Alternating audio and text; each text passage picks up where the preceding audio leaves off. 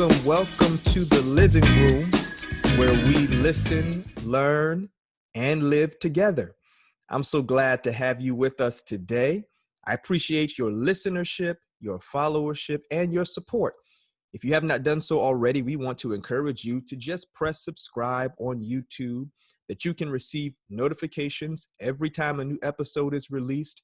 And we hope that you are sharing it already with family, friends, and others in your spheres of influence, that they too might listen, learn, and live. I'm excited to have one of my dear friends with us here in the living room, and her name is Kamille Hutchinson. Who is Camille Hutchinson? Somebody might be wondering. Well, you have to keep listening, and I hope that by the end of this episode of our time together in the living room, you'll know a little bit more about Camille, as well as have learned something from her story that blesses your life and can be applied to your life. Camille, welcome to the living room. Thank you, Rich. Thank you. I'm excited to be here. I'm so happy that you're doing this podcast. You're a fantastic speaker, a great friend, a wonderful godfather to our girls. So this is just the next step in your journey, and I'm so glad I can be a part of it. I do appreciate that. You all are sounding boards for many of my ideas and plans and dreams and aspirations. And since the time we met, which seems like yesterday, but it was years ago now, I uh, know. the four of us, me, Kyla, you, Carrie, your husband, have had the chance to pray together, share together, explore together. We've traveled together, eaten together, et cetera, et cetera, et cetera. So I thank you. And it's good to finally be here with you on the podcast. I guess that's a great place to start. Our lives intersected in a little small town in Southwest Michigan, Berrien Springs, Michigan. That's right. Neither of us are from Berrien Springs, Michigan. For those who are listening and that city is familiar, we probably either know one another or our circles intersect somehow. But for those who do not know where Berrien Springs, Michigan is, it is near South Bend, Indiana, about an hour and a half away from Chicago, about 3 hours away from Detroit. I'm from Florida. You're from New Jersey. Yes, So that's how correct. did you get to Berrien Springs, Michigan? Oh boy. Okay, long story short, I met Carrie, my husband, many years ago, actually, in college. So we actually met in 2003. And when I saw him, I told my friends I liked him. Um, and so we got introduced. We were friends through college. And then when I graduated and he graduated, we ended up going our separate ways, but actually crossing paths a few times in New Jersey, not realizing we'd been going to church not far from each other all our lives. And in 2008, he sent me a text asking if I wanted to give a testimony at his church during a youth program. I didn't know who was texting me, so I was like, who is this? And he said, this is Carrie Hutchinson. And I was very excited because I had a crush on him in college. And I responded and said, yes, I will come to the church and be a part of the program. And from that day forward, we have been together. Actually, we started dating shortly after. And around, I would say, a year and a half into us dating, he shared that he felt called to go into ministry. And I was like, okay, if that's what you feel called to do and you end up applying to the seminary and you get in, then, if we're together and we're married, then I will gladly go. If we're not, then we'll figure out how to make long distance work. So we ended up getting married. Amen. You ended up And then getting married. we ended up getting married. And shortly after we got married, he said, I think I need to apply. And so he applied, he was accepted. And 10 months into us being married, we moved across the country to Michigan. I quit my job. The Lord blessed. And when we were an hour outside of reaching Berrien, I was offered a job at the hospital in St. Joe. and he entered seminary. And so that's how we ended up in Berrien Springs, Michigan. So you knew, he had already mentioned before you were married that there was this calling that he was sensing to ministry. And it's interesting, sometimes I think the maybe stereotypical response is, I had no idea that I was going to be marrying a pastor or that you wanted to go into ministry, but that wasn't your response. You were on board. I was on board because, to be quite honest with you, after I graduated from college and I came home, 5 different people over the span of 2 years before I met Carrie told me I was called to be a pastor's wife. I thought they were crazy. I don't know where it came from because I never said anything about wanting to be a pastor's wife, never said anything about dating someone that wanted to be a pastor, but they all said that. And so when he told me he felt called, I was like, I wonder if this is what people were prophesying over my life. So I was all for it. I was like, people said this, people I trusted. And so I was like, okay, this is it. So this whole concept of him wanting to go into ministry, although it was new when he said it to you, it wasn't completely foreign. The idea or concept wasn't out of the blue. So you arrive in Berrien Springs, Michigan. That is where the seminary is that he attended, and this is where we met. I remember seeing him probably 2 or 3 times before we actually had a formal meeting. I think he came during my second year, so I was on the back half of my time at seminary. And for those who are still not knowing, what seminary are you talking about? This is the Seventh-day Adventist Theological Seminary, which is housed on the campus of Andrews University in Berrien Springs, Michigan. I know that's a mouthful, but I just want to keep saying seminary, and you might not know where we're talking about. So you're there, and you get a job an hour outside of Berrien Springs, Michigan. You quit your job, first of all. So you were all I in. did.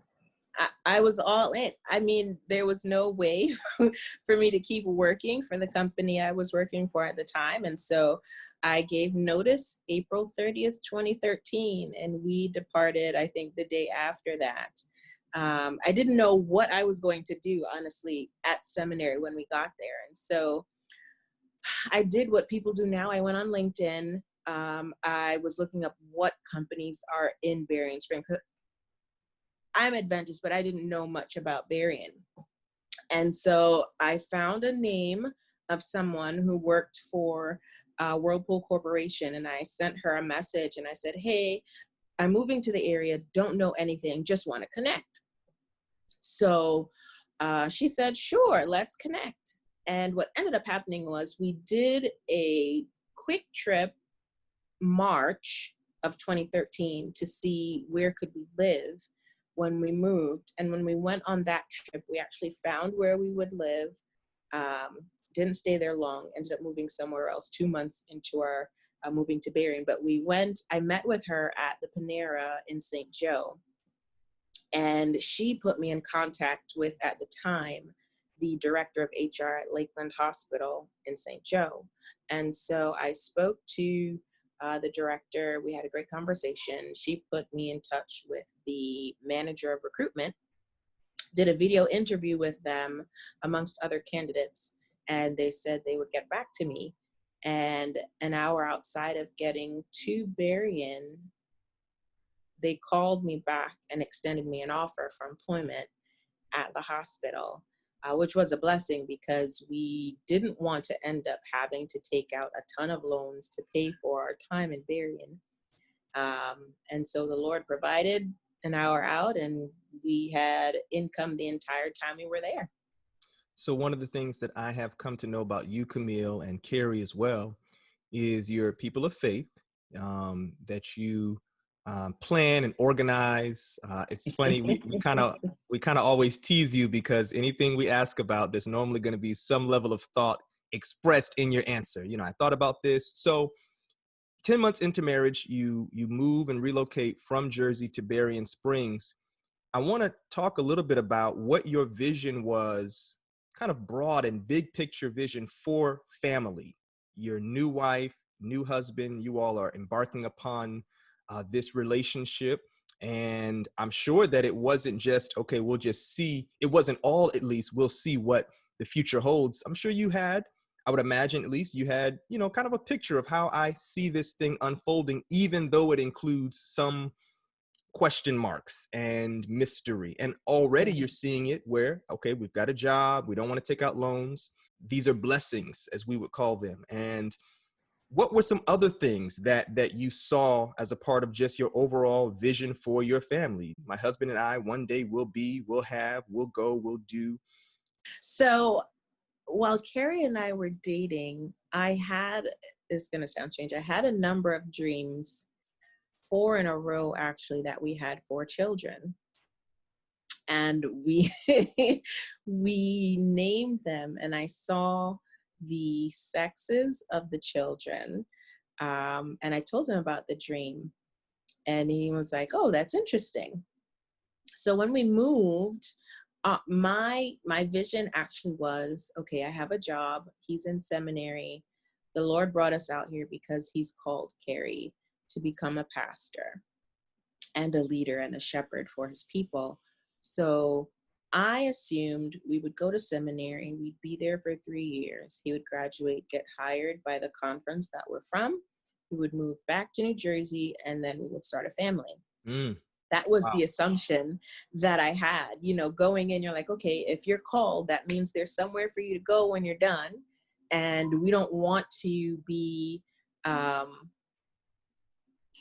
focused on him being in seminary, which is an intense experience, and then me working so that we don't have to take out a ton of loans and have children at the same time, because we didn't know how we would manage that. It's done by so many people in the seminary and they do it so well. But for us, we wanted to be finished and be back in New Jersey around family before we started having children. So that was the big picture vision. Seminary finishes, go back to New Jersey. I figured I would be able to go back to the company I worked for. We'd be right around family, and we would start having our family of our own. So there was an order of operations, a sequence of events that you assumed, and I love that word. I think it's a safe word, not that this is the only way it can go, but I think that's very, very reasonable, especially, I would say by and large, whether or not seminary is the object of a conversation or some other venture that's going to require an investment of time and monetary resources, that it's very understandable to think, we're not trying to go here and live here permanently. We're just going because this is a part of the journey to ministry. We'll come back to Jersey or this area. And like you said, be around family, expand our family with children, we'll Exactly. be employed here, et cetera, et cetera. I think that a lot of listeners can connect with that. These were my assumptions. Here's how it was supposed to go. Here is how I thought it would go. Yes. Here is how we wanted it to go. Exactly. Did it go like that? Absolutely not. Absolutely not. Absolutely not. So a portion of it did, which is Yes. Carrie completed seminary. That is the part that did happen. But everything else, well, I don't want to give everything away. I can see some faces in my mind of listeners saying, wait, let her take us on the journey. So Carrie completes seminary. What questions are you all wrestling with now? Graduation is nearing or has happened. You're in this transitional space. What are the conversations like now? It's 3 years later. Yeah, so he was finishing seminary, and so we were very excited because when someone's called to ministry, it is an immense privilege for them to go to seminary and allow the Lord to use them. Because I know there are people that were called as well while we were there that ended up leaving. It's not the easiest thing to do, to be out in Barrington Springs, especially if you're not married. It can be very lonely because the winters are very long. And we heard that from a lot of people that were in the seminary at the time. And so when he finished, we were so excited, and we're like, okay, so we're going to participate in these interviews that they have at the seminary, where different ministerial directors come. They get to know the seminarians, let them know if opportunities are available. where they would be, and you could get a feel for which conference you'd want to work with. And so we were thinking we'd do the interviews.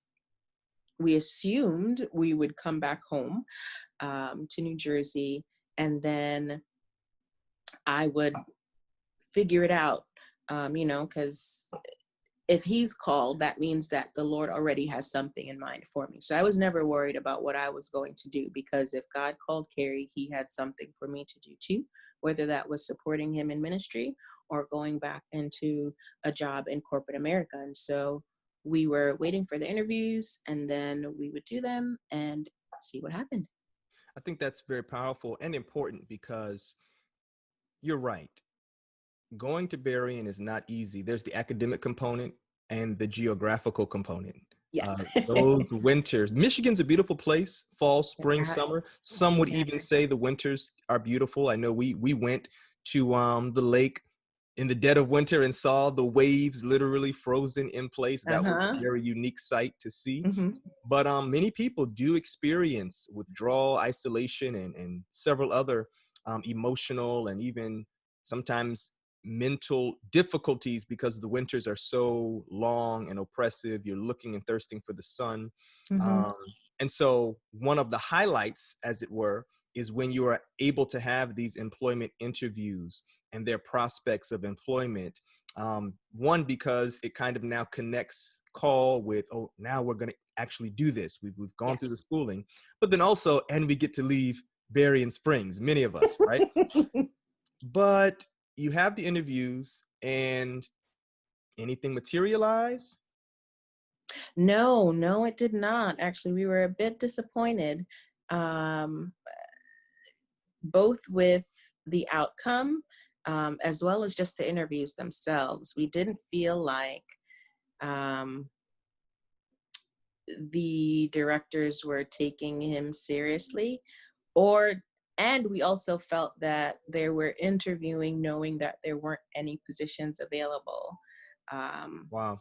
for him. And so I actually got a bit jaded about the process, and just feeling for a lot of the seminarians that came into the seminary along with Carrie that were so excited to be there and wanted to go out and do work. But the ministerial directors that we in particular met with, to me, I was a bit disappointed with the interviews. One was for states out there in the Midwest, and they essentially said, we don't think that the congregations would respect you if we hired you as a pastor because you don't fit the demographic that they're looking for. Mm-hmm. The other ministerial director told us, we know pastors will be retiring soon, so you should just go back to school and get an MBA, and then we can talk when you're done. And in my head, I'm like, we've already been here for 3 years. Why would we do another 2 for a degree that isn't needed for the role that the Lord's called him to? It would just be to get it just because they recommended it. He wanted to go out and be a shepherd, to be a servant leader, to go back to his home church and help out if possible. And so I guess we were naive in thinking you go to seminary, you graduate, and you get a job. And that was absolutely not the case, because at the time, a lot of the folks that we knew as well were not hired. It was mainly the folks that had already been sponsored that knew that they were going home, or if you had a connect, they were able to help you get placed. But if you went into seminary without those connections, you were basically dead in the water. Wow. So at this point in your marriage and in your lives, you've invested time, you've invested money, Yes. neither of which can be returned to you. It's not like you can rewind and go back to 10 months into marriage and say, based on what we know of the end of this 3-year journey, let's make some different decisions now. You went all in, you moved to Berrien, you endured the winters, the work. God bless, you had jobs, you developed relationships, but the 3 years are done and the plan has gone according to plan, but now it's like things aren't going according to plan. And I think that that is where a lot of people find themselves, even especially maybe young couples, new Mm-hmm. into marriage, persons who aren't married at all, but pursuing dreams where it's not either or, it's both and. Life is Mm-hmm. going according to plan. And at the same time, it is not going according to plan. And sometimes it's in that latter lane where we really feel in life those tension points. I'm okay where and as long as life is going according to plan or my assumptions. But now I'm in this space where, okay, what about this? What about these unanswered questions? What about these dots that have not yet become connected? Based on your recollection now, because you're still a unit, you're still husband and wife. So Mm-hmm. as you have articulated up until this point, it is not just his experience and then in contrast, my experience, hey man, you deal with that and I'll deal with me. You all are a unit together. So just kind of briefly touch on, as a wife ministering to your husband, what's he feeling and going through at this time? And then we'll pivot, but I want to get a sense of that. You know, how are you helping him? Because yeah, I have a call, but I'm now at this difficult spot.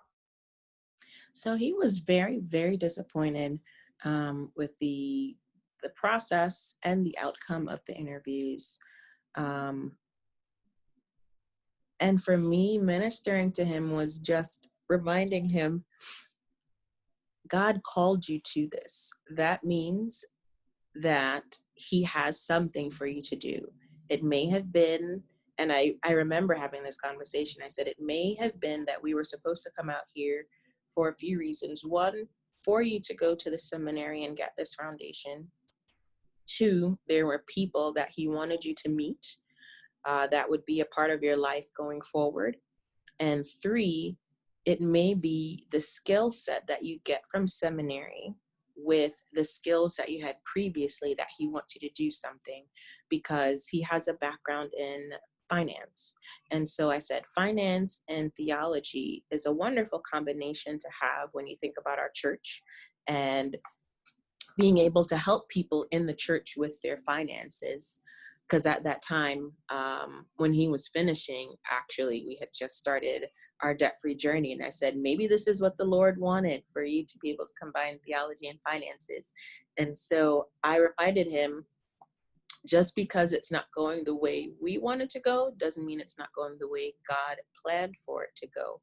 And so we prayed and we prayed and we prayed for clarity, because I wanted us to remember, it's very easy to put God in a box and say, okay, you called us to the seminary, we're going to go, we're going to get picked up, and then we're going to go back home. But God may say, hey, maybe I'm pivoting you somewhere else that's better, where you can have a greater impact than the impact you thought you're going to have. And so we spent a lot of time in prayer asking for clarity, and then he revealed to us what it was he wanted us to do. Wow. So you said a lot, but when you said this, I kind of stopped listening and my mind just started, this was on repeat. Just because it's not going how we want it to go does not mean it's not going how God wants it to go. Camille, whoa, that right there was worth the price of admission. And I want to just affirm you.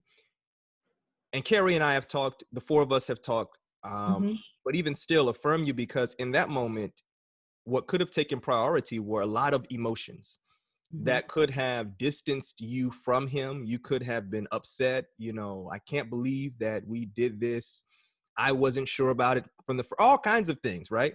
But Right. to lean in and connect heart to heart as a husband and wife, I think, in addition, beyond what you said, the spirit from which it came, I think it ministers to, again, a lot of us, because we find ourselves in those moments, those crucial transitional moments where everything isn't figured out yet. And yet that principle is something that we can live with. Having listened to you say that, we can learn from that and apply that to our lives. It might not be going how we saw it going, but maybe it's going how God needs it to go right now. And he did Yep. bring some clarity. Now I want to pivot some, because we've talked about the academic, the occupational, the calling, the vocation, Mm-hmm. but this was not the sum and substance of your family plans. Let's just go to Right. seminary. We'll come back. You mentioned a very key component, that the way I saw it was we'll go, we'll accomplish this, we'll come back, and we'll expand our family. We haven't forgotten yet. Mm-hmm. We have kids in view, in the picture, right? Mm-hmm. And so even though the call to a pastoral assignment has not come, did that in any way impact the timeline in your minds for children? Or were you all like, well, just listen, hey, we finished the degree, let's get this show on the road? No, it actually didn't impact our timeline. When we were dating, we did both pre-engagement and premarital counseling.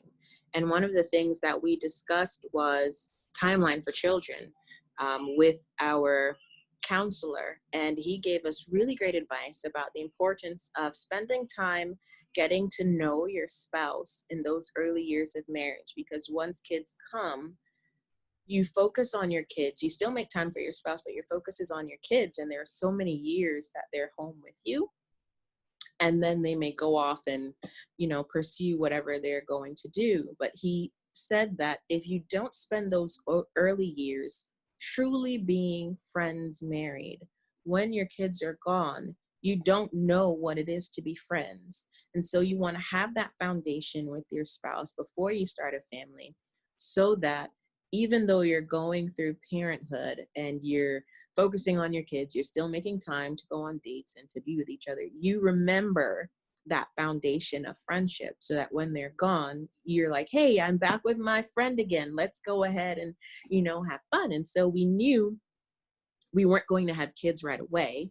And we had a timeline of starting between 3 and 5 years of being married. And so when we finished, we said we could start now or we could wait a couple of years. And we decided to wait until we were married 5 years before having a family. So the child could have come in the 5th year of marriage, or we could have started at year 5. But that was the plan that we had in mind. So then fast forward to the time where you're beginning now. And did you wait to the 5 years to start trying to have kids? We did wait until that time to say, okay, now we can actually start trying for a family. What was that experience like? It was exciting. We knew how many kids we always wanted to have. As you know, Carrie comes from a very large, loving family. And I come from a family of 3. And so we knew, it would take time. And one of the things I was glad the counselor reminded us was, don't focus on your age. If God wants you to have these children, you're going to have them. Because we're, quote unquote, a bit older than most folks that start having a family. And we were excited and ready to go. One of the joys of marriage is the process of trying to procreate. So we enjoyed the process. And we just said, when it'll happen, it'll happen. Most people don't think, hey, I can't get pregnant. It's just, okay, we're going to try for kids. We're going to get pregnant and we're going to have a family. And so that was our assumption. We would just start. And when we were like, okay, we want to have kids now, I would be pregnant and then we would have kids. There goes that word again. Assumptions. I love it. I love the word because you're speaking to me, you're speaking to a lot of us. And this is just how we kind of lead life. It's some way, form, or fashion is a part of a motivation of living, that we assume certain things. There was the assumption about seminary, didn't necessarily go according to plan. Assume we're going to get pregnant. Did it go according to plan? No. And interestingly, we weren't bothered by the fact that it didn't happen right away. I started reading more about getting pregnant, and they say it takes time. It doesn't happen right away, but it takes a couple months up to a year. And so it's just like, okay, it'll take time, and then we'll just get pregnant. And it didn't happen. And so then my thought was just, hey, you know what? Let me try and get in the best shape of my life before we have a family, so that way my body is prepared to carry another human life. Because for me, it was important to have a quote, a good vessel for the child to grow in, Sure. one that is taken care of, is healthy. And so I focused on that. And then it didn't happen. And so I said, maybe we should go to a doctor just to make sure that we're in good health, both of us, and that there's nothing that's going on. And so we did. And what was the response? Well, the doctor told us that I couldn't have kids, that I was infertile. And it's interesting. Someone in my family is a doctor, and you realize that a lot of people in my family are in the medical field. People get desensitized being in the medical field, especially when they're talking to you about your health and diagnoses. And so the doctor that spoke to us was very matter of fact. And thankfully, I don't take offense to that, but he's basically like, yeah, you can't get pregnant. He said, here are the tests that you did. Here's what your husband did. Your husband's fine, but you're infertile. And then he went into a long diatribe of, since you can't get pregnant, here's what you need to do. You need to take these pills to start getting your ovarian cycle going and get the eggs released. And just so you know, even if you do get pregnant using this method, there's a 25% chance that you're going to have a miscarriage. And if you do get pregnant, there's also a 25% chance that you could have twins or triplets. And then there's a 25% chance that one of them could die while you're pregnant. And this was a whole conversation that he had with us, talking and telling us what was going to happen after saying you're infertile, without asking, how do you feel? What's going through your head? Do you have any questions for me? He just went through everything that would happen if we decided to follow his suggestion of medication. And so we both said, thank you so much for the information. We'll think about it and we'll get back to you. And we left. And as we're walking to our car, we actually started laughing because we said, can you imagine taking these pills and getting pregnant with twins or triplets in the first try? And we said that's we don't think we're called to that. And we got in the car and we were driving home. And I said, so the doctor said that I'm infertile. If we can't have kids, are you okay with that? And I'll never forget.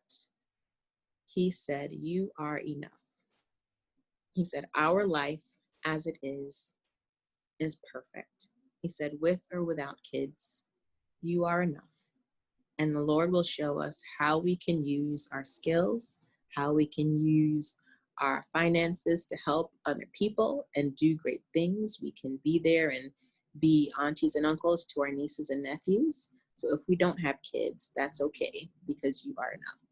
And that, for me, gave me the comfort at that time to know that this wouldn't be something that would destroy our marriage, because I know that can definitely have lasting effects on a marriage if a couple wants kids and then they can't have it. And I was confident. I knew my husband loved me unconditionally, but that right there gave me the confidence to know that with or without kids, we would still have the amazing marriage that we have. That's so powerful and important, because you are right. I would dare say there are more countries, contexts, communities around the world where expansion of family by way of children it's not just traditional and custom, it's expected.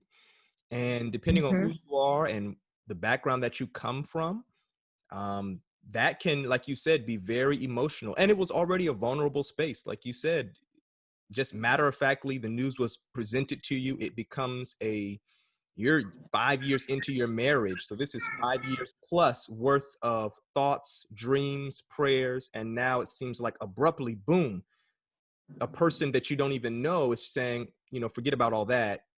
Just go on with the rest of your life. And so in that very vulnerable moment, you all were able to connect on, first of all, let me just say, thank you, Kamille Hutchinson. On behalf of the husbands who are listening to this, and anybody who's ever been in that position, just to say, affirm your wife, you are enough. That our marriage, the fulfillment of this dream, the impact of what will come from our union is not just limited to children. Yes, that's a prayer. Yes, that's a desire, but you're enough. I just want to affirm my brother. I know he's going to listen to this episode, but I thank him for that because I think it teaches us a powerful lesson. It helps us to, again, be able to adapt, if I can use that word, Mm-hmm. to the unforeseen and that which we did not ask for. It doesn't eliminate, I can imagine, feelings of maybe Right. disappointment and, let down, but at the same time to be able to see in it. And who knows, I don't know this to be the case, but maybe he picked that up in seminary as a part of his, not just academic journey, but his own personal growth, that God knew this is going to come and I need you to have something inside of you to be able to share with your spouse. So it's almost like I'm loving it. On one hand, during a critical moment in his life, you were able to minister to him. And Mm-hmm. now at a critical moment in your life and both of your lives, really, to Yeah, say you are enough. I can just imagine how that brought an abundance of relief and peace of mind to hear those words, and it it did. bonded you all closer together. So Mm-hmm. there is a connection point. There is an agreement that our union is still very valid. It is going to be fruitful, even if not in this way. God will still get glory. We'll still enjoy. We'll have fun. We'll laugh. We'll grow. We'll travel. You know, Mm-hmm. hey, Mm-hmm. for whatever dollar we had that we thought was going to be divided amongst the two of us and three or Mm-hmm. four kids, now it's just going to be between us. And any Mm-hmm. other causes that we want to, by the way, we're going to have you both back on because we need to Okay. explore together your debt-free journey. Can't do that today, but we'll have to have you all back on for that. But anyways, I mentioned that because now, hey, listen, our dollar can be divided amongst us. We can go further. And so you all just kind of move on with life. Um, yes and no. So after that drive in the car, we got home and it was actually shortly after my birthday and a month before we became debt free. And so even though it was sad and he encouraged me in his words, I knew in my heart the dreams that God gave me all those years ago weren't for nothing. And so we both said, a lot of times people will stress about this. And we said, we trusted God to bring us to Berrien Springs. He brought us. We trusted him to get me a job. He got me a job. We trusted him to get us through the seminary. He did. We trusted him to show us what it was he wanted Carrie to do after seminary. He did. We trusted him through a debt-free journey. He got us right to that point. We were a month away from it. And we said, if he's placed in our hearts that we're going to have children, it doesn't matter what a doctor says, at some point we will. And so we said, we're just going to leave it up to God. If we have them, we have them. If we don't, we don't.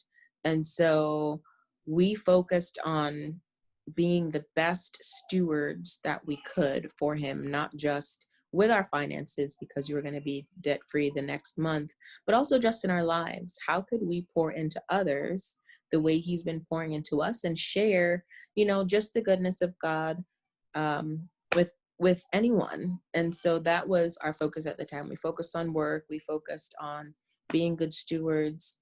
And we were just waiting for him to continue to reveal himself to us as he had, because he'd done miraculous things for us throughout our entire journey. So there was no need for us to stop trusting or doubt at that point in time. You mentioned the word miraculous. How would you define a miracle? Making a way out of no way. For me is a miracle. Getting the job that I got an hour into our journey to Berrien Springs was not typical, because even the manager said, we've never hired anyone that we've never met. They didn't know me from anyone. They just took the suggestion from the director to meet me, and they said that I was the perfect person for the job. And Way I out got the of nowhere. job. Yeah, a way out of no way. Just randomly going onto LinkedIn, messaging someone, and then that leads to meeting someone else, which leads to a job. And then 3 months into that job at the hospital, meeting a senior director from Whirlpool who said, you're going to leave this hospital and come work for me. And I'm like, no, I'm not. I just got this job. I'm not going anywhere. And God opening the door for me to get the job at Whirlpool basically where the senior director was like, if you want the job, it's yours. So it was just a formality to go and interview and meet with the folks there. And I got the job right away. It doubled my salary. And the Lord did that. That was a miracle, making a way out of it. I didn't have to do anything. And for me, that is what the miracle is. The Lord works it out in a way where I don't have to do anything. I just have to step into what it is He's opened the door for me for. And so there was that job. There was the housing that we got when we moved from Berrien Springs to St. Joe was like $300 cheaper than we were paying in Berrien Springs. So we could save more money. And there was being able to do travel that we were able to do and getting us to become debt free and saving to do some international travel that we wanted to do. All of those things God did. I don't take any credit for anything that's happened in my life up to this point because it was God that did it for me. And so when God does it, it's a miracle. He's left in your rearview mirror these undeniable, miraculous moments that now bring you to a critical place where you've been told of your inability to produce or bear children, but you're still hanging on to this. God, you're a miracle worker. And it's not just a song that I sing once a week. It's not just even a passage of scripture that I memorize.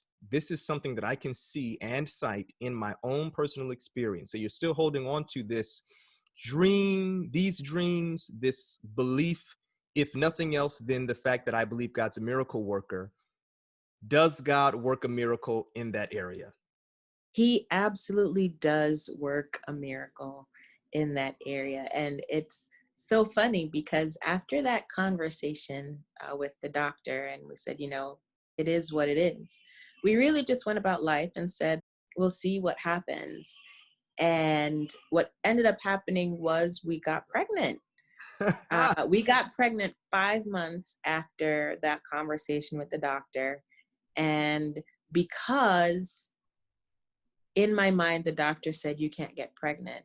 All of the typical symptoms that someone that's pregnant has, I didn't recognize as being a pregnancy symptom. So I thought I just had acid reflux, and I'm here drinking lemon juice and I am taking Pepto-Bismol. And the weekend before we found out, we were with you guys in Ohio. That's right. And you guys were like, are you okay? I was like, I don't feel well. Like the food, I'm smelling and it's making me nauseous. So I'm just going to take a nap. I didn't recognize anything, but you guys said after the fact, you were like, hey, I wonder if she's pregnant because of what was going on. And I remember we were together over a weekend, and one Saturday night, you didn't really have an appetite. Now this was, we had eaten together several times. So, you know, all of us, we love to throw down on some food. We do. So we're kind of like, you know, Cam is, and I remember, I can see it in my mind, you know, you were just like, I don't know, you guys go ahead. I'm just not feeling it. And Kyla and I did say to one another, but we knew your story. We were in conversation, but we did say, we don't know. Okay. So I just want to agree with you. I remember that weekend like it was yesterday. So what ended up happening was we left you guys that weekend and came back to Michigan, went to work, and I said to Carrie, I'm going to go to the corporate nurse that we have here just to get some Pepto-Bismol, because at this time we were both working for the same company. So I went down and I said, hey, can I get some Pepto-Bismol? And she said, what are your symptoms? And so I told her, and she said, do you think you're pregnant? And I said, absolutely not. The doctor told me that I can't get pregnant, so it's just acid reflux. And she said, well, I think you should take a pregnancy test. And I laughed it off. And I was like, I don't think that's necessary. And she was like, okay, well, here's the Pepto-Bismol. And she gave it to me. So I left the office there, and I went on the computer and I messaged Carrie and I said, hey, you know, the nurse said, I think you should take a pregnancy test. And his response was just, For those who don't know Carrie, that's probably a Carrie response right there. So I was doing my MBA at the time. And so we drove down to school and I said, you know what, I'll pick up a pregnancy test on the way back home. So I finished classes. We got in the car. I got a pregnancy test. And when we got home, I took it and it instantly said pregnant.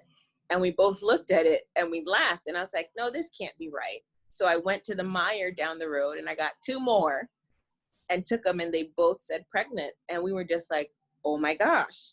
And we instantly started calling everybody and telling them, hey, we're pregnant, because a miracle. We just were like, okay, we're not going to get pregnant. And here it is, we're pregnant.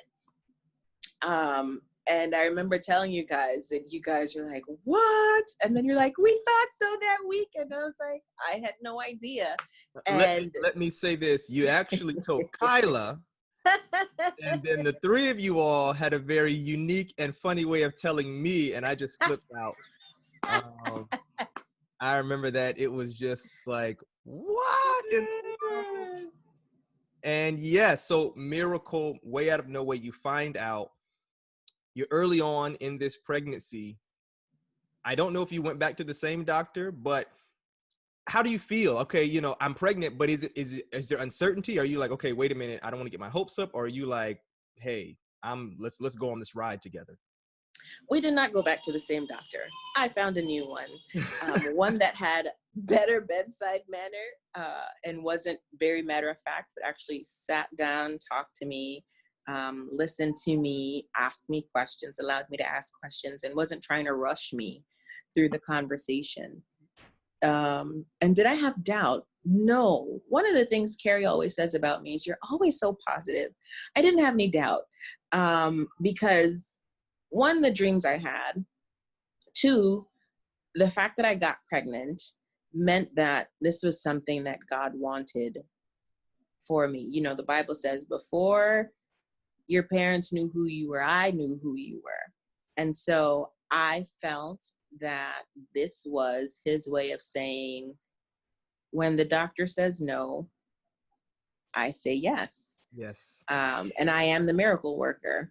I am the one that gives life, creates life. So I was very excited. I wasn't nervous in the beginning. As we got further along, I did get a bit nervous because it hit me that I was going to be a parent. Right. And what does that look like? And so being pregnant wasn't nervous for me. It was just, okay, so this means that you're going to be responsible for someone's life when they come out. As well as delivery was a bit nerve-wracking for me. And as you said, I'm a planner. I like to read and research. And so I read up on everything, watched tons of videos.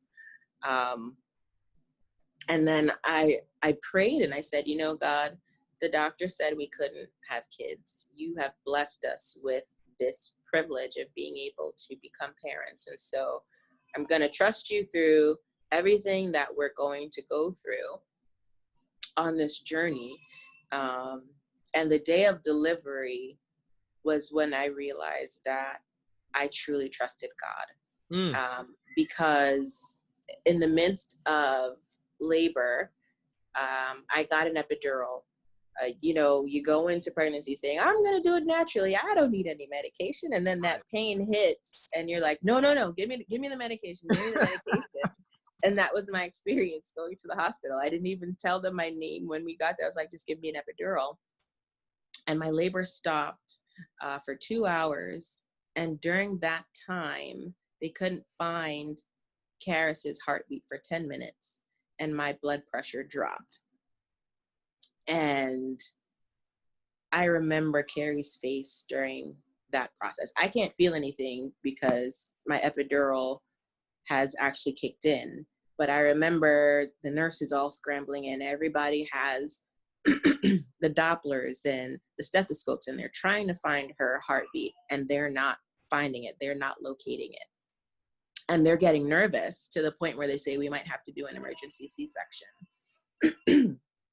And the nurse said to me, you look so calm.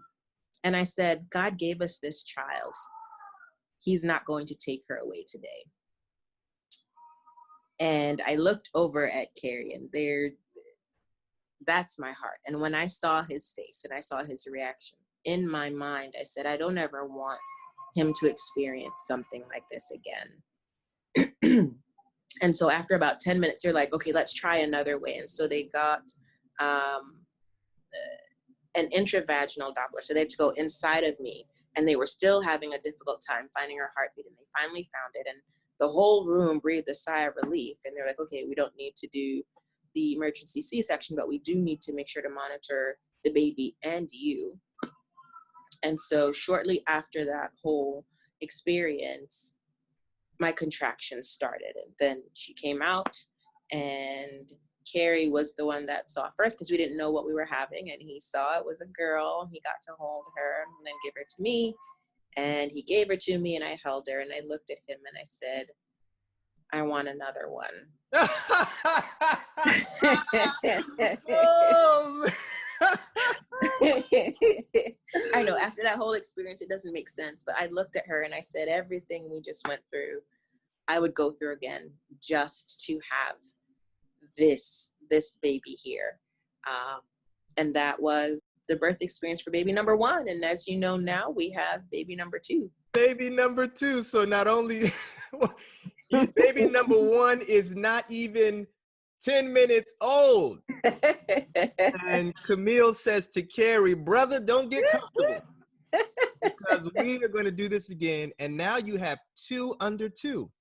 We do. And number 2 was a surprise. You know, we were so happy to just have Karis. And we're like, you know, God has done great things. If it's 1, you know, if my dreams are wrong and it's just 1, then okay, it's 1.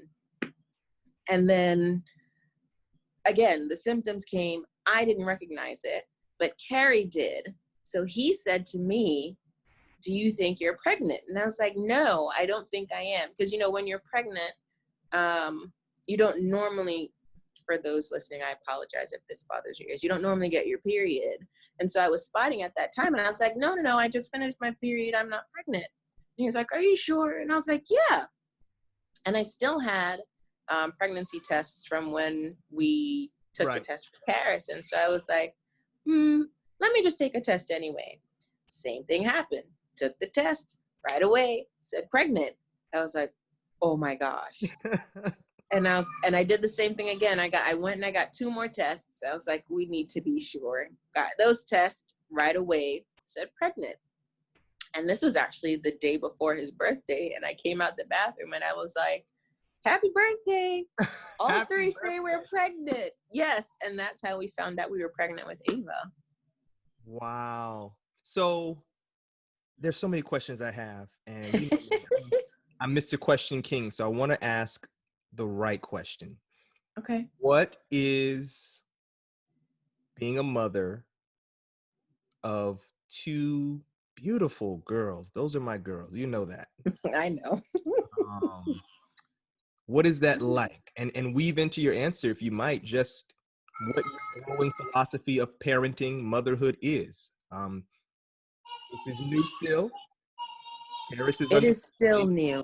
How old is Yes. Ava? How old is Ava? At the time of this recording, Ava is... She is going to be 7 weeks tonight at 11:52. Yeah, so Yeah. for those listening, yes, that's right. This is super mom. She is rearing 2 girls under 2, and it's carved out time to come in the living room. So we thank her. Let's put our hands together for her, all right? What is it like? It is exhausting, but the most rewarding, joyful, blessed time of my life. I wouldn't trade these sleepless nights for anything. My philosophy has changed. You know, I am an ambassador for Jesus and therapy. Therapy is transforming. And for me, I had been in therapy prior to dating Carrie with the same counselor who did our pre-engagement and premarital counseling. And after we got married, we were still seeing him, because you don't need therapy only when things go wrong. You can still go to therapy when things are great. And I had started going to therapy right before Ava was born, again, I had gone after I had Karis, but I went back because being a mother to two, parents to two kids, it's an undertaking. And I wanted to be my best self for our children so I could be the best mother for them. I didn't want to go in carrying hurts and pain and sorrow and then project that onto the children. There were a number of books that were recommended to me that I read, and I will recommend them to everyone. Boundaries with Kids, Boundaries in Marriage by Cloud and Townsend. You can find them on Amazon or any bookstore. And I was reading them and talking through them with my counselor, therapist, and I recognized there were things that I needed to deal with from my own childhood, because I didn't want to pass those on to our girls. We now live in Dallas. I ended up starting therapy again, as I said, with this therapist, and she sewed into me before Ava came and just reminded me, every time you have a child, you're a new mom again. And Kyla said the same thing to me, and I was like, yes, how did I forget? You learn new things about yourself every time you have a child, and you recognize, boundaries are important. You recognize time is important. You recognize being present is important. And it's not just telling your children things, it's what they feel coming off of you and your energy. It's what they see you do that they're going to reflect.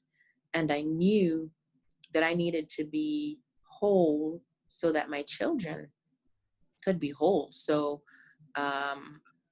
during this pandemic, which is, I don't even have words for it at this time, it could have me in a different place if I didn't have therapy. So I'm very thankful that I'm still doing therapy, and I'm being sewn into by my friends, by women of God, by my mom friends, because it's really helping me be me. And, they talk about self-care. And for me, self-care doesn't necessarily mean going out and doing things away from my family. It's also making sure that I'm whole, which is why I keep saying over and over again, therapy is fantastic. Therapy is great. It is life transforming. Jesus and therapy together will get you through anything. So my focus now really is just being the best me I can be so that I can give to my girls, because I can't give if I'm empty. I saw an Instagram post you created, and it was so powerful. You had Karis and Ava, and you basically talked about this idea of adopting and embracing just the newness of where I am. I'm a mother of two. Life is not what it was before that. I had expectations. I had assumptions. I had a vision of what I thought it was going to be like. And you mentioned the idea of thankfulness and gratitude for your therapist. And for those who are listening to the living room, you already know that other guests have given the thumbs up to therapy, and I support it wholeheartedly. Jesus and therapy can get you through. And you left a line in there on your caption that I thought was so powerful. You said, when I was talking to my therapist, this is what her mantra to me was: let things go and let things be. And when I read that, it was such a profound statement. I had to sit with it. Learn to let things go and let things be. I share that because there are those listening who are hearing you in the intersections of life that you're in right now and think, man, in addition to mothering, you have time for therapy. But I love the direction you said. I want to give my girls my best self. And if this is one of the ways in which I can grow and develop, then so be it. And I just want that to be a point that listeners take away.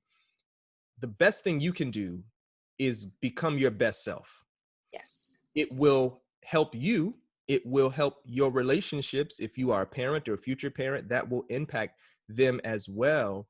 So I thank you for that. I thank you for inviting us into that moment and this reality of this new season that you're in. I want to ask this question.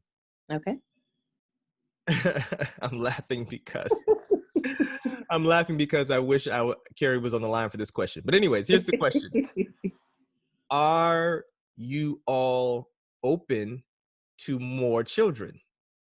Yes, we are open to more children. We're actually,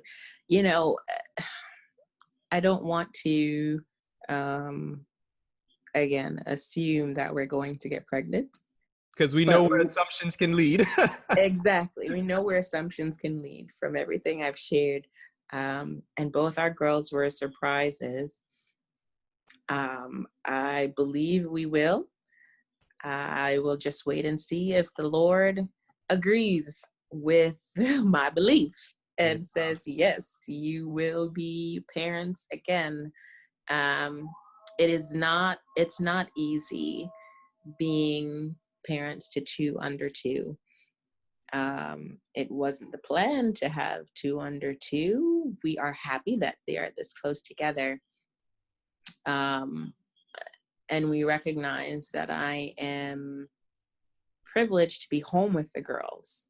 So I don't have to worry about working at this time. And I've been home with them from the time we found out we were pregnant with Karis. I've been home. And so that in itself is a blessing and makes it a bit easier.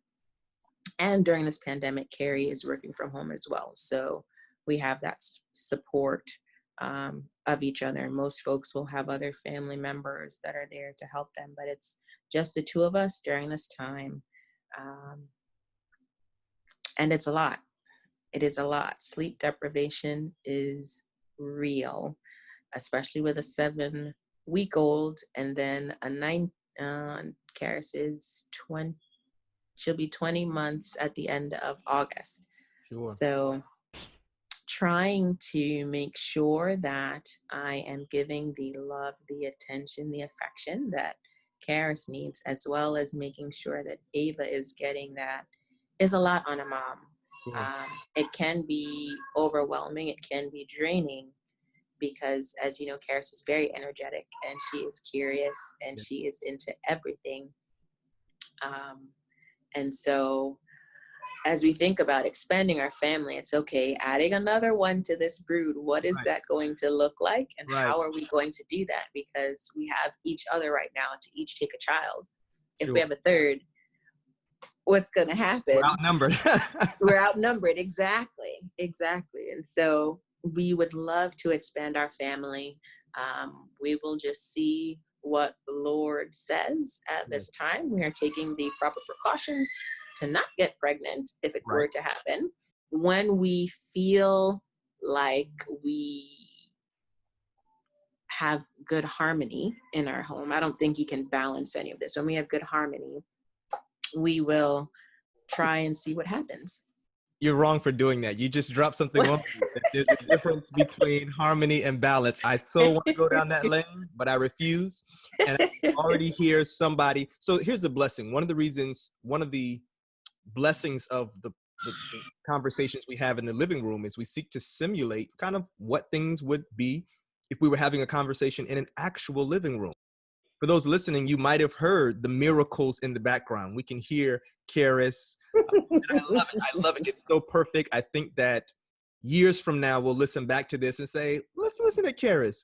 And I want to invite the listeners into some behind the scenes just so you can see how this conversation is taking shape in the context of real life. When Cam and I connected to begin the recording, she said, hey, I'm just finishing with Ava. You just fed Ava, right? So I share that because I want the listeners to know that this is happening again. What Camille is sharing is happening in the actual act of motherhood. And I can hear some listener now saying, Pastor, let her go back to her kids. Carrie's out there managing too. And so we're going to let you go. There's so much that we could talk about it, but I feel like this ... is very, very necessary. And so this is the last question. You can send yourself a text message, but it's you 10 years from now. What does it say? The text message would have a scripture that Carrie and I repeat daily. We got it right after Karis was born. We got it printed from an Etsy shop. And the text is from Psalm 126. I believe it's verse 3. And it says, "The Lord has done great things for us, and we are filled with joy." And the text would continue to say, "Keep trusting God. Look at your life right now. Did you think this was possible?" That is what my text would say. If you didn't know who Kamille Hutchinson was at the beginning of our conversation, I hope this slice of life that she has shared with us in the living room has familiarized you with her family, her story. But as you've listened and learned, I hope you've gleaned something that you can take into your life. Life does not always take shape under the pattern of our assumptions, but it does not mean that God is not in complete control. Kamille, thank you so much.